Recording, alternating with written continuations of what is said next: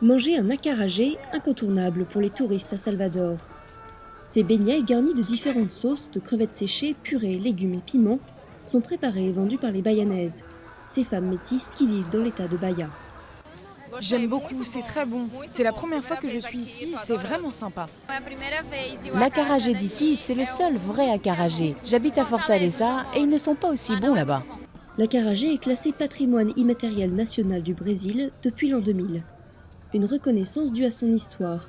Dans les années 1850, l'industrie du sucre s'effondre à Salvador. Les propriétaires des grandes plantations en faillite cherchent d'autres revenus. Certains envoient alors leurs esclaves vendre de la nourriture dans la rue, notamment les acarajés inventés au Bénin.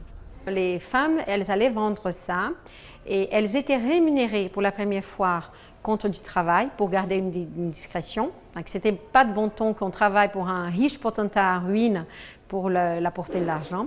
Et ça devient un commerce très important. En même temps, cet argent a servi dans pas mal de cas qu'elles achètent la lettre d'affranchissement. Aujourd'hui, Salvador compte environ 3000 Bayanaises et Bayanais. Ils font vivre toute une chaîne économique. Au marché de São Joaquim, les haricots portugais sont lavés, épluchés et moulus pour faire la pâte. On y trouve aussi tous les ingrédients de base, huile de palme, crevettes et condiments. Les Bayanaises sont de tous les grands événements dans la région. Mais la FIFA réserve l'exclusivité de la restauration aux sponsors officiels et elles ont bien failli être exclues des stades pendant le mondial, ce qui a déclenché une véritable levée de boucliers. Et après une pétition qui a mobilisé au-delà de la région, l'instance mondiale du football a fini par céder face aux vendeuses de beignets.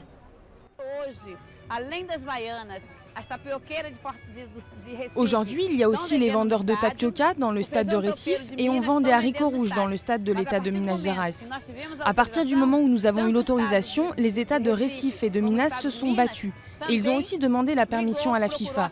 Donc c'est un accomplissement pour nous, pour la culture de notre État, mais aussi pour la culture du Brésil. À l'origine, les acarajés sont une nourriture sacrée, offrande faite à Yansa, déesse des vents et des tempêtes, l'une des divinités du candomblé, une religion afro-brésilienne. À Salvador, Yansa a donc semble-t-il soufflé suffisamment fort pour faire plier la FIFA.